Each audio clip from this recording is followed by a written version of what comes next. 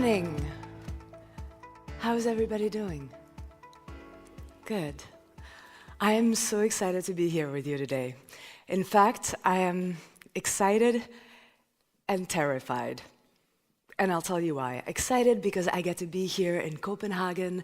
I get to meet you and get to learn about what I care so much about, the environment. And terrified because of what I just found out the other day. So, is anybody here wearing a pair of jeans? Raise your hand if you are. Okay, let me rephrase. Does anybody here own a pair of jeans? Raise your hand. Okay. Did you know that it takes 6,000 liters of water to grow the cotton to make just one pair? I believe about 115 of you raised your hands. That's 690,000 liters of water that we just consumed in this room with our pants. But why am I here, right? What do I bring to the table? At first, when I got the invitation, I thought, oh my God, I'll get to talk about my work and what I'm so passionate about and why the convergence of arts and technology will redefine the way that we experience life and interact with it, and I just stopped right there. Because I realized that's not the point. Not here, not today. The truth is, I could be a lawyer, a clerk, the CEO of a Fortune 500 company, a celebrity. My title is irrelevant. Today, I am here as our common human denominator. Because we are biologically made of the same stuff, and we share the same address. And until we can all purchase our own private planets, thanks to Elon Musk, we all cohabit one big apartment. Don't we? Right? This auditorium, the Black Diamond Library, the sidewalk, the streets, your backyard, my balcony, it's the same place, really. And I know some people, maybe not in this room, but some people claim the world is flat, triangular, pumpkin-shaped. It doesn't matter, it's still the same place. A volcanic eruption, for example, can pump so much sulfur into the atmosphere that it can drop the world's temperature. Or the earthquake that happened in Japan 6 years ago, I don't know if anyone remember, well, shifted the Earth's axis, shortening the length of our days. The truth is, we share the same floor, air conditioning, and water units. Because what happens in your oceans affects my air, affects their land, affects your food, affects our health. We are part of one system. Now, let's conduct a little thought experiment, shall we? Yes? Good. Let's zoom into the room you were raised in when you were a kid. Can you picture that? Okay, now let's pretend you still live there, you couldn't get out, and your parents kept getting you stuff.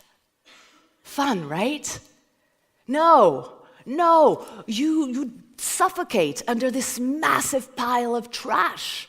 You die stifled by your toys. We might even find little Lego pieces in your stomach and Barbie legs in your nostrils. Toys, gadgets, little things that make us happy for a couple of hours till we get bored and move on to the next thing.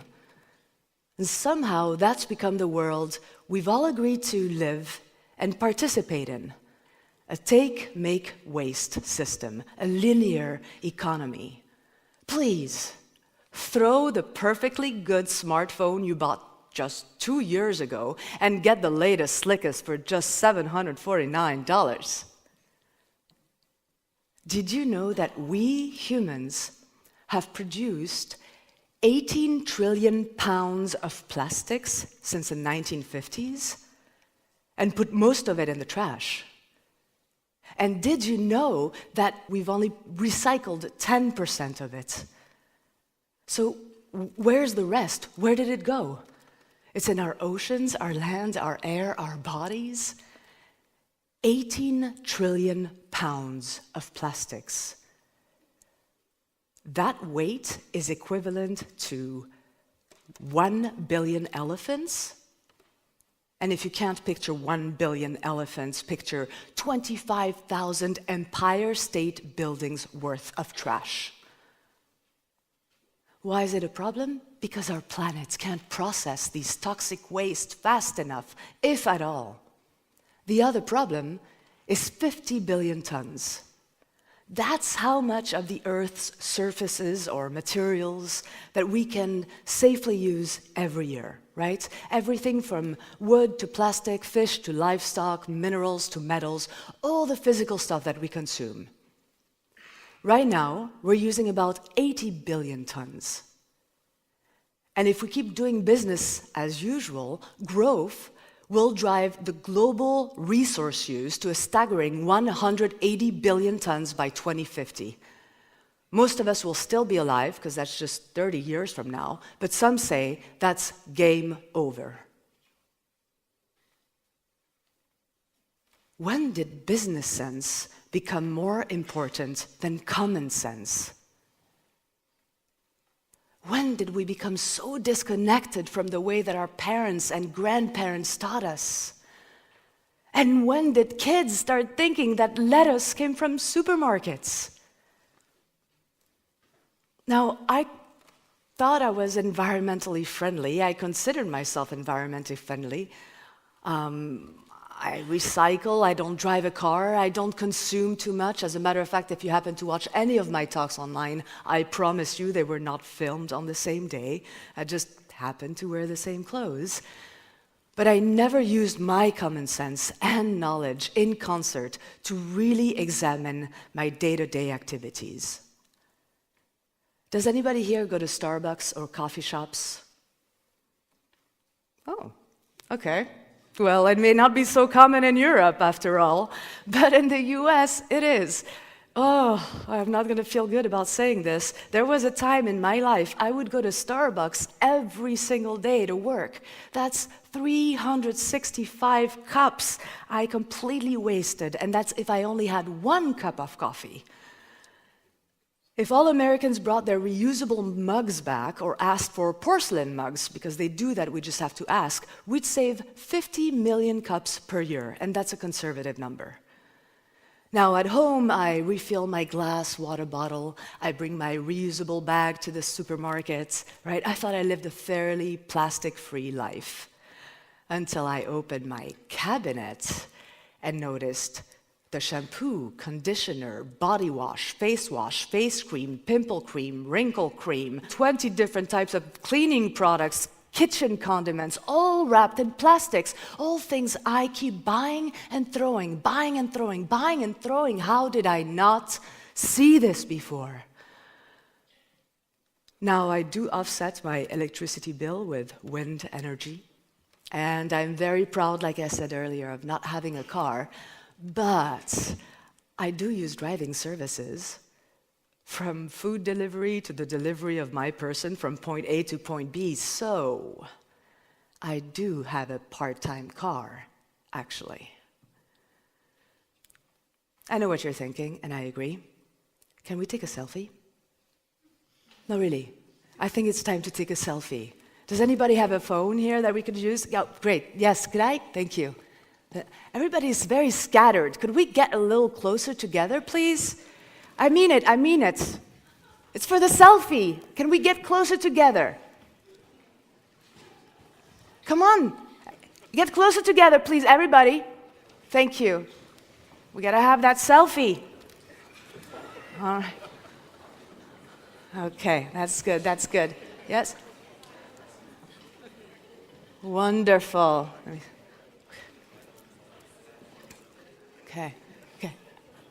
Okay. Oh, yes. Yeah, great. Okay. Are we ready? All right. We're going to try a few takes. Can we? Okay. Yeah. Oh, I think I might have to. Everybody say circular selfie. Circular Yes. Wait, another. Another one. Everybody say, circular selfie. Circular selfie. I'm just take a picture of you. Okay. Everybody, you know what to do. And go. Circular selfie. Fantastic. Thank you so much. That was great. You know we have to have these selfies. Oh, are you all going to go back to your places? This was so much more comfortable.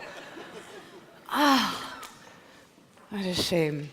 Anyway, call me old school, but I don't take a lot of pictures, actually. I prefer capturing the moment by myself. Thank you very much. But when I do take a picture, I don't just take one. I'll take 3 or 4 of the same thing. And I'm not changing my point of view or adjusting my lens, which clearly I only have one, or even focusing somewhere else. No. I'll take 3 or 4 of the same thing because what's one more click? I checked. It's 1.8 megabytes of data. And it turns out those 4 pictures I now just took, worth 7.2 megabytes of data, are instantly uploaded to the cloud. And I don't mean a condensed water vapor floating in the atmosphere. I mean a 1 million square feet long data center. In fact, if we combined all the data centers in the world, they consume 1.5 times as much energy as New York City does every year. Love a post on Instagram. Upload or share your food picture on Facebook, or upload your cutest cat video on YouTube. Meow. Yeah, every single internet activity consumes huge amounts of data that needs to be stored somewhere. So everything takes energy, from our digital to our material consumption. So I am not perfect. And opening up about my shortcomings publicly is not easy. But if we don't acknowledge the problem, if we don't acknowledge our hypocrisy, nothing will change. I am here today as an instrument of self-analysis and transparency, because I know there are millions of people just like me who care deeply about the environment, who want to do good, yet every day fall through the traps of their own routine, the seduction of subdued marketing, the temptation of digital impulse. I have lunches and meetings with these people. I attend their conferences. They consider themselves social impact driven, just like me. Yet their day-to-day actions don't always reflect their belief system.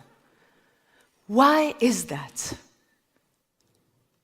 We've gotten too busy with nonsense, that's why.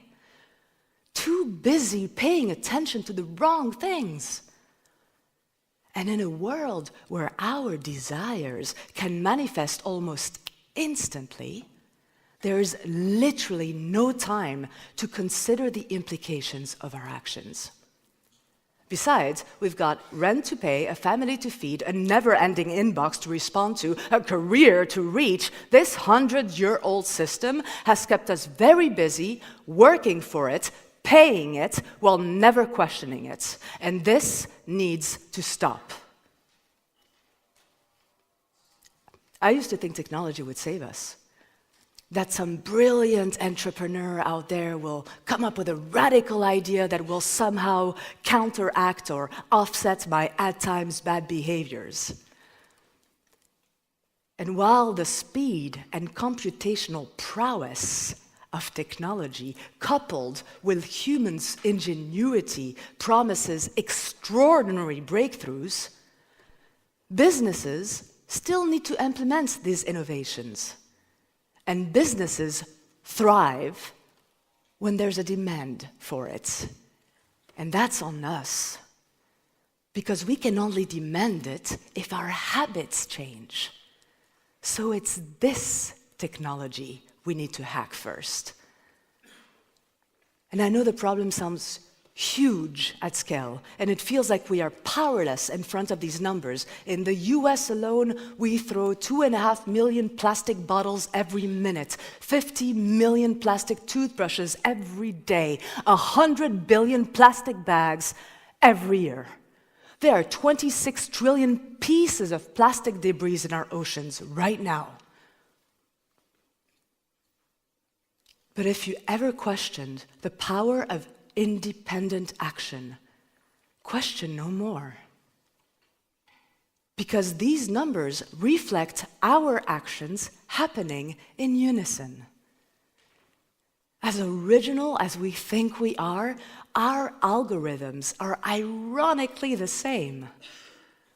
We all eat, drink, dress, take care of our places, our faces, have sex. Our primal needs, our consumer needs, are similar. So if all of us, 7.7 billion humans and counting, kept doing less of the harmful things and doing more and demanding more of the good things, then radical change would occur. Yes, we, the people, have power. And we need help. We need solutions. We don't always want to know what the problem is, right? But the problem isn't a problem when we have an answer to it. And today, we have an answer. It's a system where we reduce, refuse, recycle, refill. It's a system where waste does not exist because products are optimized and conceptualized from the start for a cycle of disassembly and reuse. And we don't need to be an expert in environmental science or economics to know that this makes sense. I don't know about you, but I'm tired of feeling guilty and hypocritical. And while I can do a lot, I believe governments and businesses need to help us get there too, right? Governments should implement better sustainable policies and practices. After all, the health of our planet should be a fundamental human right. And by the way, congratulations to the EU. As I understand, they passed a referendum yesterday against single plastic use. That's a great, great start. And businesses also need to start producing in ways that don't harm us or the environment. Did you know that 9 out of 10 people say they would recycle if it were easier? We're here, we're ready, let's go. It's time for governments and businesses to start design, think intelligently, produce sustainably, reach us purposefully, so we can be the best we can be. Call it what you want for the purpose of communication, but the solution we're talking about today is not just a circular economy, it's the right economy. It's the one economy, it's the only economy we can back. It's an economy that takes accountability for what it inputs and outputs, and where we do too. It is beautiful, it's elegant, it's smart, it's sexy. It's a triple win situation, and when does that ever happen?